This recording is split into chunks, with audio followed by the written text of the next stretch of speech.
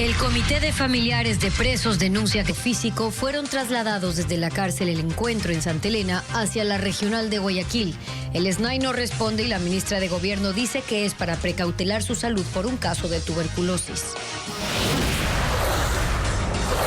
El gobierno mira en la India la solución a la provisión de medicina para el sistema público. Ese país es uno de los mayores fabricantes de fármacos y provee casi el 20% de los genéricos al mundo.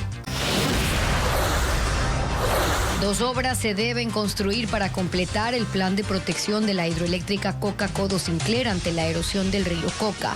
Otras 3 anteriores fueron destruidas por la fuerza del río. El feriado por el 24 de mayo movió más de 44 millones de dólares, superando la cifra del mismo periodo del año pasado. Azuay, Galápagos, Tungurahua y Santa Elena encabezaron los destinos con mayor ocupación hotelera. Se mantienen las paralizaciones y cierres de carreteras que va en su 4ª semana en Bolivia. El presidente Rodrigo Paz rebajó su salario y el de sus ministros, anuncia perdón tributario y hace nuevos llamados al diálogo. Ecuavisa estrena su cobertura por el Mundial de Fútbol. La selección ecuatoriana ya entrena en Columbus con 22 futbolistas y Sebastián Becachese probará alineaciones para el amistoso contra Arabia Saudita.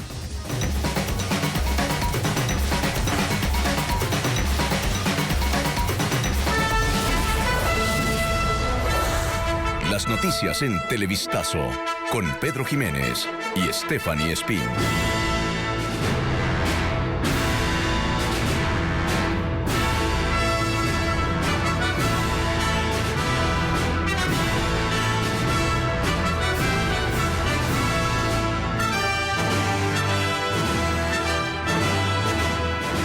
Buenas tardes, iniciamos aquí la información en este martes 26 de mayo.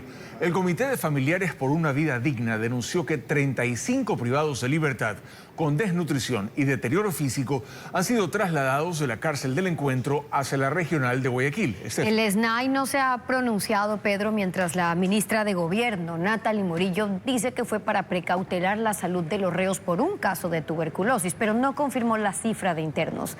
Recuerde que puede seguir nuestro noticiero también en Ecuavisa Play y en ecuavisa.com. Tenemos un reporte de Estefanía Arias, quien conversó con la directora del colectivo. Esta foto es la prueba que revela el Comité de Familiares de Reos por una Vida Digna sobre la situación de salud de ciertos sentenciados. Según ese organismo, son 11 de los 35 internos con tuberculosis que fueron trasladados desde la cárcel del Encuentro en Santa Elena hacia la regional de Guayaquil la madrugada del sábado 23, como lo asegura la directora del colectivo. Según Ana Morales, en su mayoría presentan cuadros severos de desnutrición y que algunos fueron llevados en camilla debido a su deterioro físico. Los 4 primeros que pasaron fue el día miércoles que los trasladaron, que fueron compañeros del privado de libertad que falleció el día viernes, de Bautista Angulo.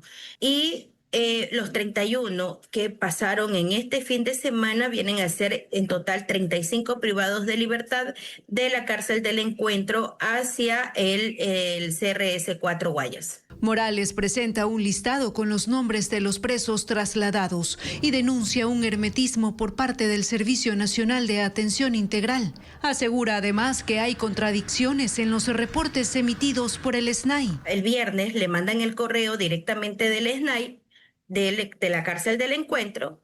Oh, qué sorpresa que aparece en el listado del día sábado y él está trasladado en la cárcel de aquí de CRS 4. Según datos del colectivo, solo entre marzo y abril de este año, 85 reos fallecieron en la regional de Guayaquil por tuberculosis. Esta mañana la ministra de Gobierno, Natalie Morillo, confirmó el traslado de reos sin precisar el número en una entrevista con el canal digital Visionarias. Hubo un caso y para precautelar la integridad y la salud del resto que se encuentra ahí, cada persona privada de la libertad dentro de la cárcel del Encuentro tiene su espacio, está en su entorno, tienen las áreas que se necesitan y no existe ninguna epidemia dentro del sistema penitenciario.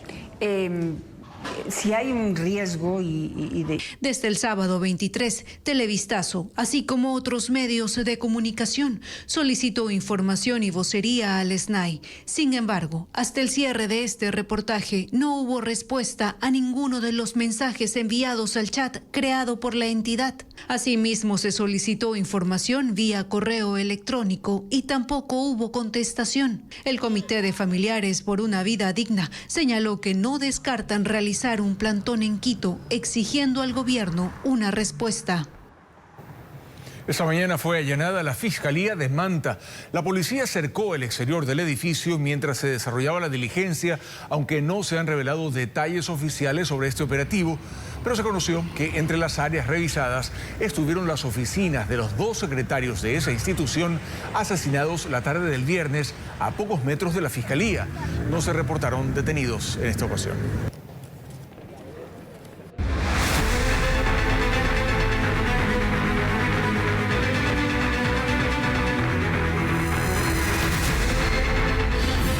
India, la boya de salvación.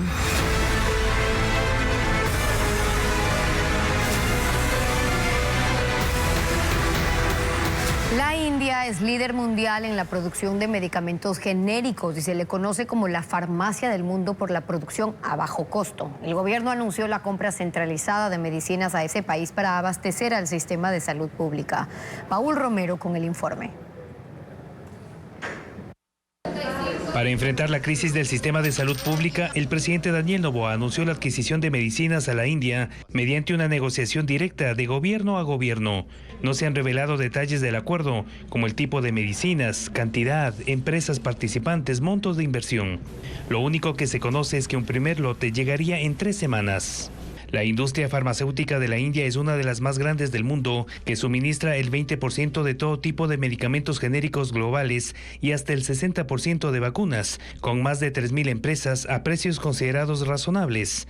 El exministro de Salud y representante del Foro Permanente, Francisco Andino, resalta la importancia de esa industria, pero advierte sobre eventuales riesgos. China e India son los grandes productores de principios activos de fármacos. Mientras tú no tengas la forma de evaluar laboratorialmente los fármacos, como es el desaparecido Instituto Nacional de Higiene Leopoldo Izquierda Pérez con el registro sanitario laboratorial y seguirás homologando, posiblemente te van a seguir lanzando basura no solamente de la India, sino de todas partes. Según el gobierno, las medicinas tendrán la aprobación de la FDA, Administración de Alimentos y Medicamentos de Estados Unidos.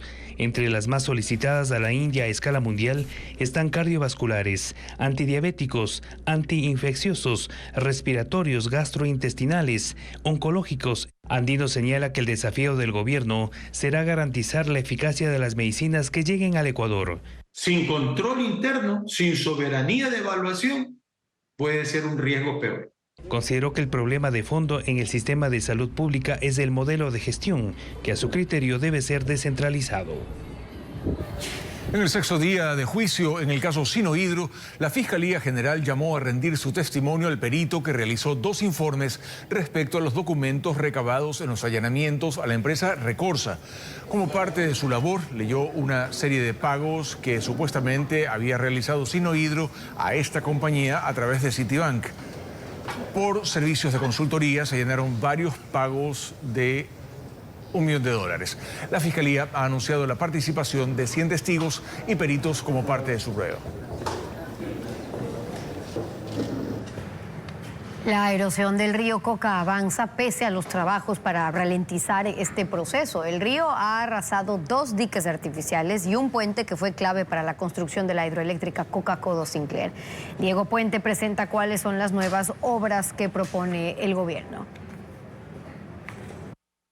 La erosión regresiva del río Coca, que amenaza a la central hidroeléctrica Coca-Codo Sinclair, ha avanzado a pesar de las millonarias obras que SELEC y diferentes gobiernos han hecho para detenerla. El último esfuerzo fue de este dique permeable ubicado a 7,8 kilómetros aguas abajo de la captación. Los pilotes fueron destruidos por la crecida del agua tan solo 38 días después de su inauguración. ¿Qué pasó? La ingeniera Carolina Bernal, que ha dado seguimiento a la erosión, dice que las obras se hicieron tarde. El sitio fue identificado hace 4 años y requería una construcción inmediata. antes de que la erosión afectara este punto. Con el tiempo, el terreno perdió la firmeza. Aportaban un punto duro que permitió que la erosión se detenga por algún tiempo, por uno o 2 años, hasta sobrepasar ese umbral. A la par de esta obra, debían realizarse 3 más para que en conjunto ayudaran a disipar la fuerza del agua, pero no se construyeron. Existe un divorcio entre los estudios técnicos y las decisiones políticas que a la final mandan la construcción de las obras. Otro técnico, Jorge Sevilla, calcula que las obras de mitigación ya han sobrepasado los $52 millones. Entre ellas incluyen las construcciones de caminos de rocas, camas de rocas y los esfuerzos para encauzar el río en varios tramos. También constan el puente Ventana 2, clave para la construcción de la hidroeléctrica, que colapsó el 19 de mayo de 2021, a pesar de las estructuras provisionales instaladas para ralentizar el proceso erosivo. Así como la construcción del dique artificial utilizando contenedores que fueron arrasados por la corriente en octubre del 2020 y por los que se pagó cerca de $280.000. Faltan por realizar 2 obras, una en el kilómetro 1,2 de la captación, que es un vertedero escalonado, y otra en el kilómetro 3. Que es una obra más importante porque ahí vamos a desviar el río, ¿no es cierto? Y va a soportar caudales de 3.000 metros cúbicos por segundo. O sea, 6.000 metros cúbicos por segundo. Ambos proyectos recién están en estudios. Mientras de eso se concreta, la erosión regresiva ya se encuentra a 3,6 kilómetros de la captación.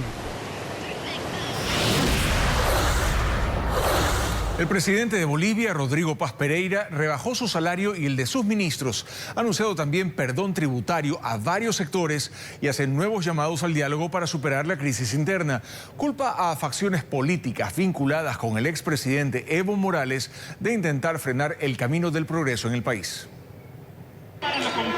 Bolivia está en la 4ª semana de protestas y paralización parcial en ciudades como La Paz y Cochabamba. Centrales sindicales y una facción del movimiento indígena siguen en las vías y la fuerza pública entra una y otra vez a despejar calles y carreteras. El gobierno de Rodrigo Paz Pereira insiste en dialogar. Ha dicho que no será con las balas como se ponga fin a este conflicto y anunció un par de iniciativas para bajar las tensiones. Este presidente junto a sus ministros ha asumido la decisión de rebajarse el salario 50% para que se aporte a un esfuerzo claro. Además de un perdón tributario para condonar deudas, multas e intereses a trabajadores informales y pequeños contribuyentes. Dice que hay reclamos legítimos de la sociedad, pero también participación de quienes buscan frenar la recuperación del país después de 20 años de gobiernos del movimiento al socialismo, apuntando directamente al expresidente Evo Morales. En un momento que nos dejaron el país arrasado, hay los coletazos de ese viejo Estado. La escasez de combustibles, pero sobre todo de alimentos y medicinas, ha llevado al gobierno a establecer puentes aéreos para el abastecimiento directo a las ciudades afectadas, con la ayuda humanitaria enviada por Argentina, Brasil, Chile, Perú y Ecuador. Vamos a una pausa y al regresar, el INAMI pronostica altas temperaturas en ciudades como Santa Rosa y Guayaquil, donde el termómetro alcanzará los 33 y 34 grados. Ya volvemos con los detalles del clima en otras ciudades. Con Extreme, vive la fiesta del fútbol con planes de... Vamos ahora a la información del clima para esta tarde. El INAMI pronostica temperaturas de 30 grados en Salinas y un nivel alto de radiación, mientras que en Santa Rosa, en la provincia del Oro y en Guayaquil, habrá entre 33 y 34 grados de temperatura, también con una alta radiación. Pasamos ahora a Quito, donde se prevén 27 grados centígrados y un nivel extremo de radiación en la capital de la República, mientras que en Riobamba se reportarán hasta 21 grados y también un nivel alto de radiación. Vamos al oriente, en Nueva Loja y en el Coca habrá entre 28 y 31 grados centígrados y también radiación que variará entre moderada y alta. Finalmente, vamos a la región insular, Islas Galápagos. Ahí se estiman temperaturas de entre 29 y 31 grados en San Cristóbal y en Santa Cruz, con un nivel muy alto de radiación.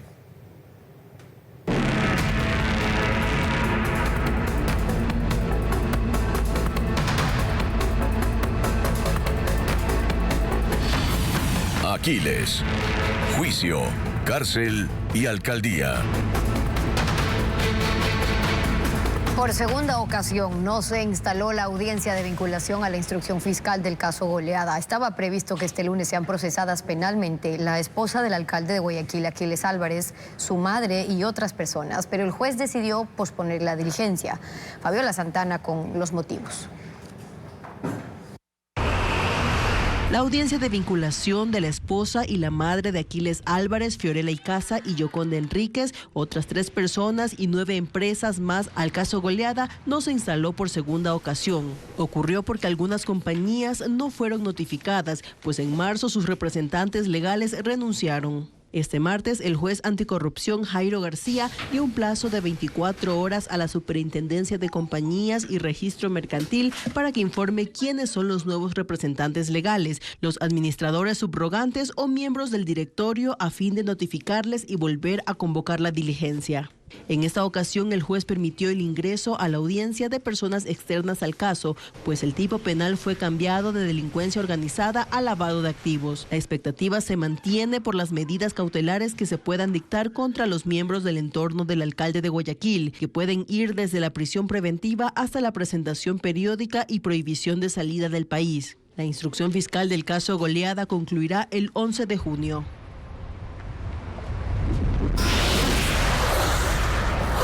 Bueno, y hoy estrenamos el segmento Sí se puede 2026, Pedro. Así es, tendremos novedades de la tricolor y de las otras 47 selecciones que buscarán la gloria en Norteamérica. Luigi. ¿Qué tal, Pedro, Estefi, amigos? Muy buenas tardes. Inicia la cobertura de Coavisa de la gran fiesta del fútbol.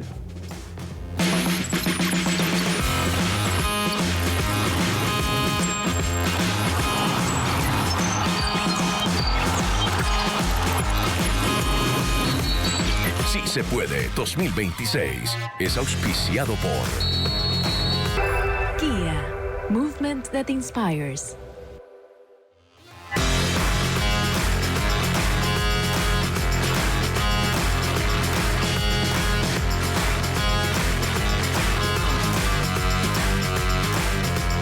Inician los movimientos de la selección ecuatoriana de fútbol en Columbus, Ohio, y nos vamos a trasladar hacia esa localidad de los Estados Unidos, donde es la base de concentración del equipo de todos. Allí está Teo Pozo con todas las novedades de la tricolor. Adelante, Teo, el país te escucha.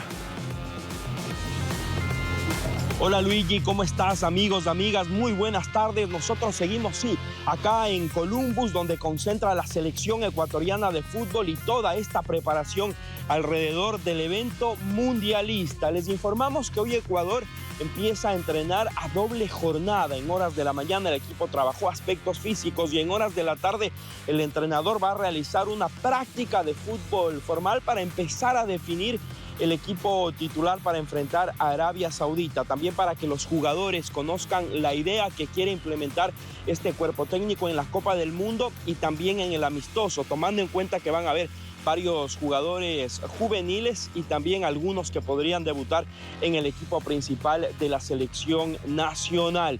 También tenemos que informarles que ya son 22 futbolistas los que están en la concentración. Algunos de los jugadores que han llegado en las últimas horas son John Mercado y también Kevin Rodríguez. John Mercado podría disputar un puesto en la lista final de los 26 con Jordi Caicedo, o habrá lugar para los dos. Bueno, estas prácticas van a servir para que el entrenador Sebastián Becasese pueda definir también uno o dos nombres restantes, sobre todo en la parte ofensiva, para el combinado nacional, que tendrá otro amistoso ante Guatemala. Ahí sí me parece que podría acercarse más al equipo del debut el 14 de junio ante Costa de Marfil en Filadelfia. Ecuador entonces se sigue preparando hoy con detalles más específicos en la idea de juego que quiere este cuerpo técnico. Es lo que les podemos contar acá a esta hora desde Columbia, en el estado de Ohio. Vamos a retornar contigo, Luigi, que tienes más noticias.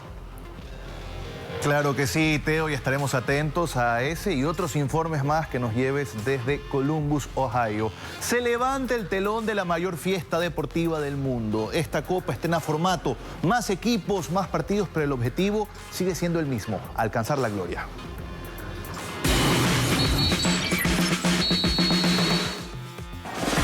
El mundo se paraliza. El 11 de junio, en el mítico Estadio Azteca de la Ciudad de México, arranca la fiesta del fútbol más grande que se haya organizado jamás. Por primera vez en la historia, 3 países comparten la sede de una Copa del Mundo: Estados Unidos, México y Canadá. 48 selecciones, 16 más que en cualquier edición anterior, competirán en 16 ciudades a lo largo de 39 días.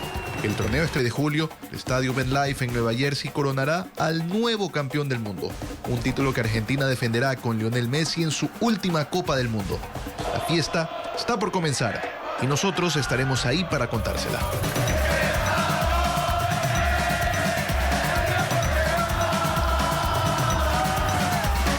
Para que vaya calentando y tenga claro cuándo arranca esta Copa del Mundo. El partido inaugural ya tiene fecha, ya tiene selecciones que la van a jugar. Serán México y Sudáfrica este jueves 11 de junio a partir de las 14 horas y este compromiso se jugará en el mítico Estadio Azteca, que será el primero en recibir 3 veces la Copa del Mundo. Y debido al contexto geopolítico, la selección de Irán, con el aval de la FIFA, confirmó que moverá su sede para la Copa del Mundo. Originalmente estaba previsto que se concentren en Tucson, Arizona, en Estados Unidos. Sin embargo, se moverán de forma definitiva a Tijuana, en México. La solicitud de cambio se debió principalmente a la incertidumbre para obtener los visados estadounidenses de toda su delegación por las tensiones diplomáticas en Oriente Medio. Pese a este cambio, se ha señalado que los horarios y las fechas de los partidos de la selección de Irán en el Grupo G se mantienen. Y el director técnico de la selección colombiana, Néstor Lorenzo, oficializó la lista de 26 convocados que van a representar a su país en la Copa del Mundo. La nómina cafetera está encabezada por referentes como Luis Díaz y James Rodríguez para enfrentar el Grupo K. De forma simultánea, la selección argentina recibió noticias de tranquilidad respecto a su capitán Lionel Messi, luego de salir al cambio en el último partido del Inter Miami. Se conoció que los exámenes médicos descartaron una lesión de gravedad y que el astro padece una sobrecarga muscular, por lo que no afectará su participación en el próximo Mundial.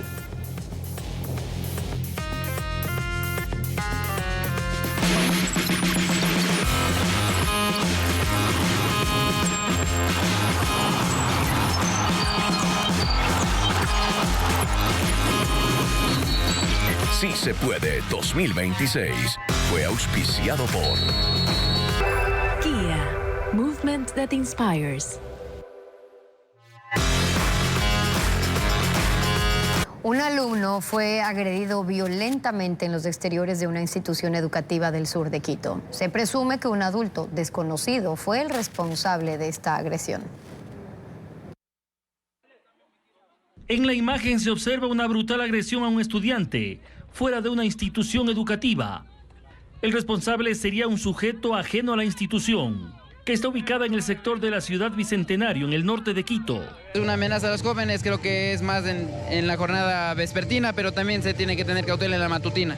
El viernes se efectuó dentro del colegio una actividad cultural interna, pero las autoridades no se pronunciaron sobre esta agresión. Yo tengo familiares aquí, mi hermana está aquí en la jornada matutina, y yo realmente lo que quisiera es llamar a los policías, a todos que estén más atentos, a todas las instituciones en general.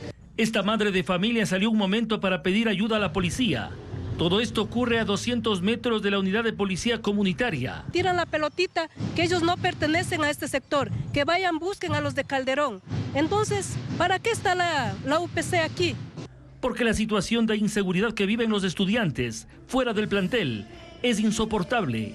Un exalumno del colegio afirma que las amenazas son constantes y que los estudiantes están en riesgo. No se puede, no hay seguridad en ningún lado. Ya estamos hartos, tenemos miedos. Como papás tenemos miedo, por favor. Solicitan que se investigue al responsable de esta agresión y que por favor la policía cumpla con su trabajo y custodie a los alumnos a su llegada y salida del colegio. Déjale, brother, déjale. Durante 7 horas en la madrugada de este martes, la provincia de Esmeraldas permaneció sin servicio eléctrico debido a trabajos en un nuevo transformador. La intervención se realizó luego de que el 12 de mayo se dañara el transformador anterior, lo que provocó prolongados cortes de luz en los 7 cantones. Selec asegura que con la puesta en marcha del nuevo equipo ya no habrá más apagones programados.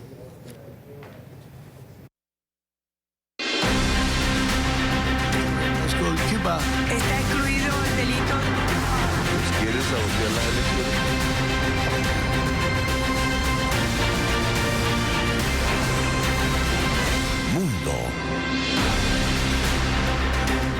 Irán acusa a Estados Unidos de violar el alto al fuego vigente desde el 8 de abril al ejecutar ataques en la sureña región de Hormuzgan. Estados Unidos dice que fueron ataques de autodefensa contra sitios de lanzamiento de misiles alrededor del estrecho de Hormuz.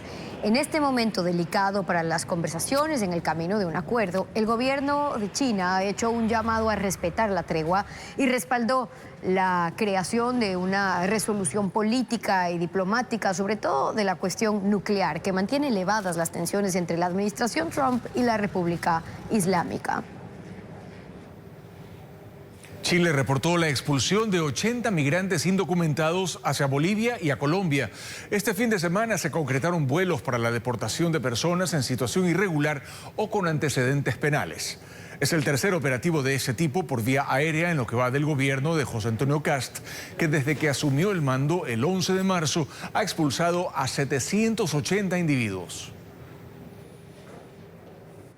Rusia alerta a ciudadanos extranjeros y a diplomáticos para que abandonen Kiev, la capital de Ucrania, pues planea más ataques. Durante el fin de semana, Rusia lanzó decenas de drones y misiles, matando a 4 personas, hiriendo a decenas y causando daños. Moscú aseguró que usó un misil hipersónico Oreshnik, un arma capaz de viajar a 10 veces la velocidad del sonido y a la que es posible instalarle ojivas nucleares. Esta ofensiva se produjo días después de que Rusia acusara a Kiev de atacar una escuela vocacional en la región de Lugansk, ocupada por tropas rusas. Más ayuda humanitaria llega a la República Democrática del Congo para asistir a los contagiados por el brote de ébola. La Organización Mundial de la Salud advierte que este se propaga más rápido y los esfuerzos de respuesta internacional no alcanzan para frenarlo. La Unión Europea y UNICEF enviaron desde Bélgica 100 toneladas de productos que fueron desembarcados primero en Nairobi, Kenia, donde está el centro de distribución regional, y de ahí llevados a Ituri, en el este de la República Democrática del Congo. El contagioso virus del ébola de la cepa Bundibugyo continúa expandiéndose y las muertes sospechosas suman unas 220, mientras que los contagios están cerca de llegar a 1000. Hay equipos médicos en controles fronterizos y puestos de peaje, pero los problemas superan los esfuerzos de los expertos desplegados sobre el terreno. La guerra civil dificulta la llegada de equipos médicos e impide el abastecimiento de comida, según declaró el jefe de la oficina de Ituri del Programa Mundial de Alimentos. Existen medidas sanitarias que sugieren que las personas que tienen síntomas que rinde homenaje al famoso payaso popular Tony Pergil. Él es el fundador de una tradición de llevar carpas de circo a zonas deprimidas para compartir risas y alegrías con la gente. Los participantes en esta jornada portaban además carteles en los que se leía la frase "más payasos, menos políticos", en una crítica al nivel de crisis de los últimos años en la política peruana. Un espectáculo de drones iluminó el cielo de Dujichang en el sur de China. 33.000 aparatos batieron el récord de participación en el mayor vuelo simultáneo, creando figuras relativas a la innovación, las tradiciones y la cultura. Con una impresionante coreografía de 33.615 drones, China rompió sus propios esquemas con los espectáculos tecnológicos. Formaron 28 constelaciones orientales, inspiradas en la antigua filosofía china. Enormes figuras de osos panda, emblema nacional del país, además de islas flotantes, paisajes futuristas y gigantescas estructuras tridimensionales. En el show destacó el histórico sistema de riego de la ciudad, construido en el año 256 a.C. Así, este espectáculo de drones transformó el cielo en una gigantesca obra de arte futurista.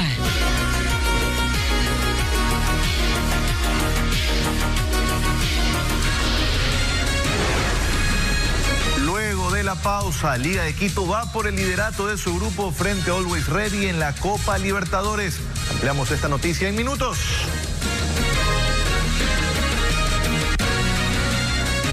Disfruta el día Club Fibeca. Solo por hoy, aprovecha el 20% de descuento en Fibeca. ¿Por qué me odias tanto? Informe de la Nación presentado el domingo recogió los logros que el gobierno afirma haber alcanzado durante el último año de gestión. Sin embargo, analistas consideran que hubo temas estratégicos que no fueron abordados y sobre los que hace falta definiciones por su importancia para el desarrollo nacional. El informe a la Nación del último domingo dejó algunos aspectos sin abordar, independientemente de las urgencias que los acompañan.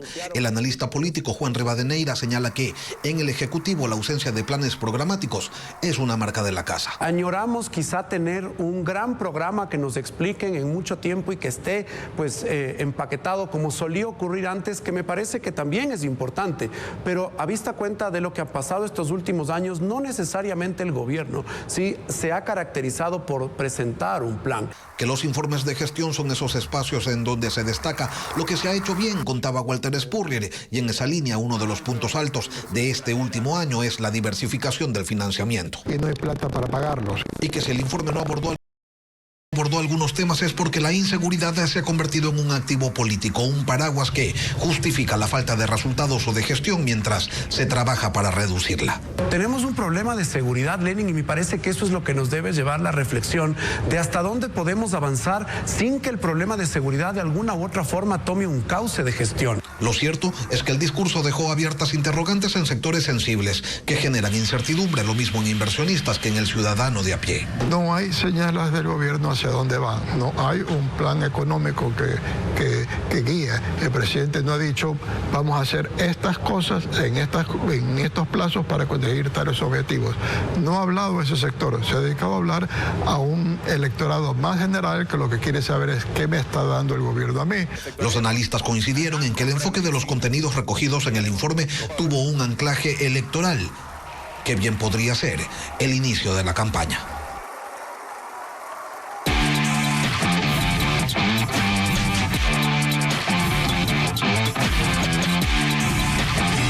Es auspiciado por... Los fans tienen más amigos. Heineken, sponsor oficial de la UEFA Champions League.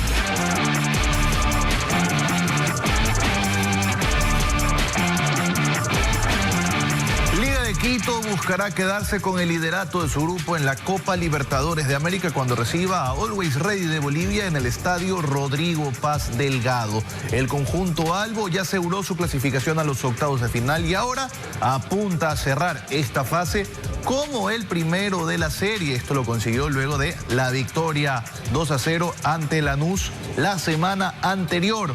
Por otra parte, en la Copa Sudamericana, Deportivo Cuenca afrontará un desafío histórico porque va a visitar al Santos de Brasil. El equipo morlaco intentará romper una mala racha ya que perdió sus 4 partidos oficiales anteriores disputados en territorio brasileño. Sin embargo, el cuadro dirigido por Jorge Célico llega en un gran momento con 7 encuentros consecutivos sin derrotas entre torneo local e internacional.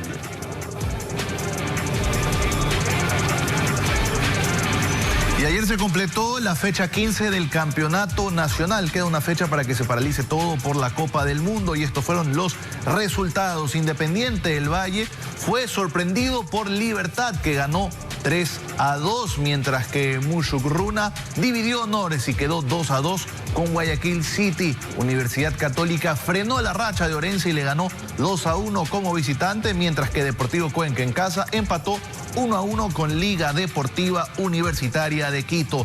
Técnico Universitario le ganó 2-1 a Leones, mientras que el Club Sport Emelec ganó y respira un poquito tras vencer 2-0 a Macará. Barcelona perdía con Delfín y terminó ganando 2-1 en la agonía del partido. Y en el cierre de la fecha, Sociedad Deportiva Aucas le ganó 3-1 al Manta. La tabla de posiciones queda de la siguiente forma. La parte alta, los 6 que disputarían el título, Independiente del Valle, a pesar de su derrota, sigue como puntero absoluto, tiene 34 y más 12 de gol diferencia. Luego viene el lote de perseguidores. Universidad Católica y Barcelona tienen 26. Aucas tiene 25. Liga de Quito tiene 24, mientras que el Deportivo Cuenca tiene 24. El fútbol europeo vive una auténtica revolución en los banquillos tras confirmarse la salida de Pep Guardiola después de 10 años en el Manchester City. El italiano Enzo Maresca aparece como el principal candidato para asumir el cargo con un contrato de 3 temporadas. Hay que recordar que Maresca fue asistente técnico de Guardiola en una etapa en el City y luego estuvo en el Chelsea, donde además ganó el Mundial de Antonio Conte del Napoli. El técnico habría dejado el cargo por diferencias con la directiva y ahora es uno de los candidatos para dirigir a la selección italiana. Momento de ciclismo porque Jonathan Narváez tuvo una destacada actuación en la etapa 16 del Giro de Italia y quedó muy cerca de convertirse nuevamente en el líder de la clasificación por puntos. El ciclista del UAE Team Emirates sumó 12 unidades al ganar un sprint intermedio y ahora se ubica a solo 2 puntos del francés Paul Magnier, dueño de la camiseta chiclamino, que identifica al mejor velocista de la competencia. Narváez administró sus esfuerzos en la parte final de la jornada y terminó en el puesto 56, mientras que el danés Jonas Vingegaard ganó la etapa y continúa como líder de la clasificación general del Giro.